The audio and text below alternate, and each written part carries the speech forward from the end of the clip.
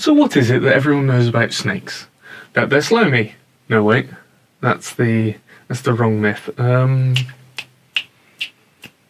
yes, that they're deaf.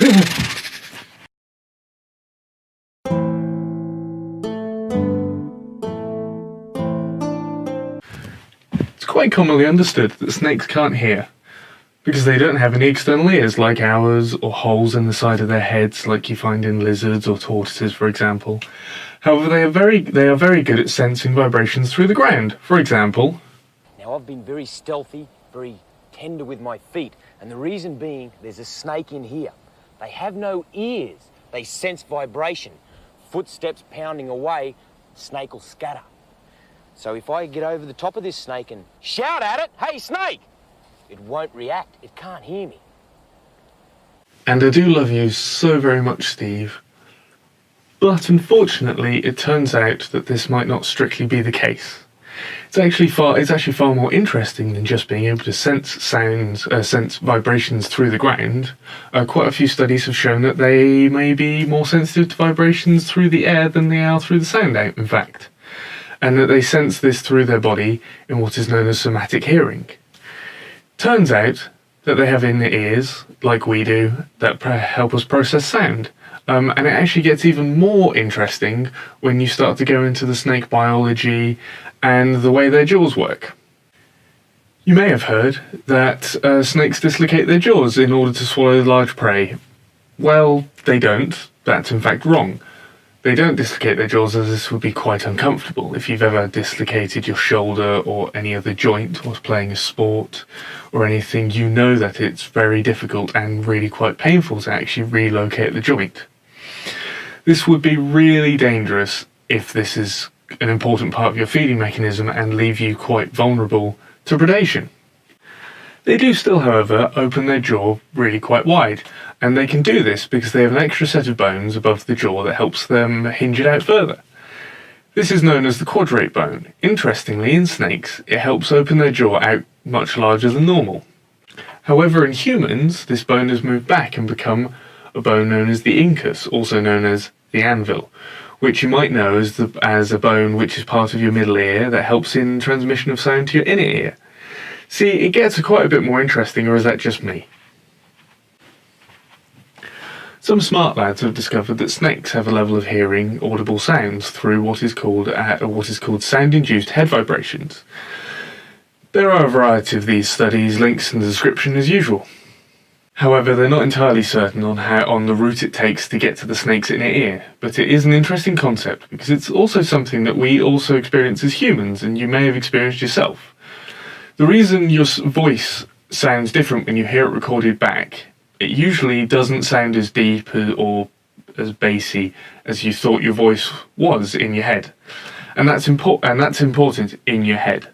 When you speak, as well as vibrating the air, which is what you hear back, when you speak, your skull itself vibrates, which then causes the bones in your middle ear to vibrate, and you also hear this. These vibrations through your skull are the deeper tones, which is why your voice sounds deeper when you speak than when you hear it played back. Also interestingly, this idea of sound-induced head vibrations has been around for a while.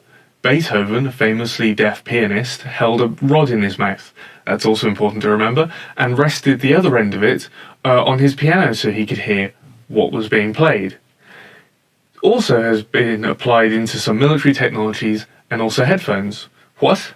Headphones, I hear you ask? Yes, headphones. And this isn't an advert, I just love these, and they are an interesting practical example of the way in which snakes can hear, and these helped me spark my thought on whether snakes could hear and into reading about this. These are headphones that don't actually have any buds or anything that would go internally in your ear. They sit on your head and rest just in front of your ear, just behind your temple. They produce a little bit of audible sound, but that's not the primary source for how you hear the music like you would with traditional headphones. The way you actually hear the music is basically this. There is a speaker placed against the flat pad here that presses against your skull. This vibrates your skull, and it's just in front of your ear, just above your jaw, coincidentally, a very similar place to where the quadrate bone is in snakes. And this resonates through your skull to your middle ear, vibrates the bones there, and that transmits it onto your inner ear. In fact, you can prove that the subtle noise they produce is not what you're listening to, because when you wear earplugs, the music sounds much, much louder and clearer. That's really quite a fascinating process, and it may be the same way that snakes can hear through vibrational resonance of the bone structures in their head. Right, well, I'm done talking about headphones. Again, it wasn't an ad, they just helped me understand and think about it and give me the idea to research into how snakes might potentially be able to hear, since the bone that has a bone that has evolved in humans to be audio sensitive and help us process sound waves has become a structure in snakes to help their jaw open further with feeding, and it's quite externally placed. It may allow them to hear audible sound, and as these studies in the description suggest, potentially, probably, the low end of sounds. They still have an inner ear that is a structure to enable hearing and the processing of sound. It is also a very interesting concept if snakes can hear, because they don't audibly communicate, which would be a big reason to be able to hear. And no, don't think anything like rattlesnakes. Yes, they may make a noise, but it isn't part of audible communication between other snakes. Things like hissing and the rattlesnake's rattle are just types of mimicry and avoidance techniques for everything else to be able to understand, to get out of the way, and not for other snakes to be able to understand. So next time you see a snake, try and hold your excitement and don't shout out or bang on the glass if you see one at a zoo. You wouldn't want to disturb such a magnificent creature, especially since it turns out they can probably hear everything you're saying and they wouldn't like to hear you talking about them.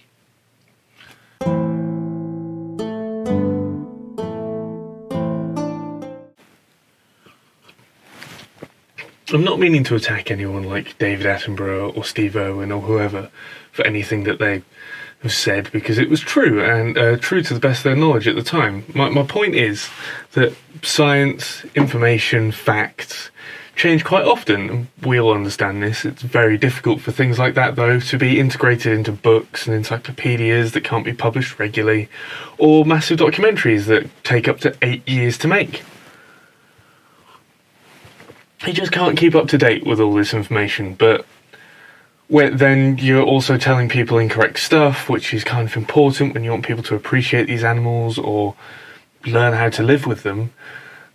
So perhaps we just need to start making more frequent documentaries on a lower budget, more personal, and so we can keep up to date on all these bits of information. It'd be that simple. But zoos, you have no excuse.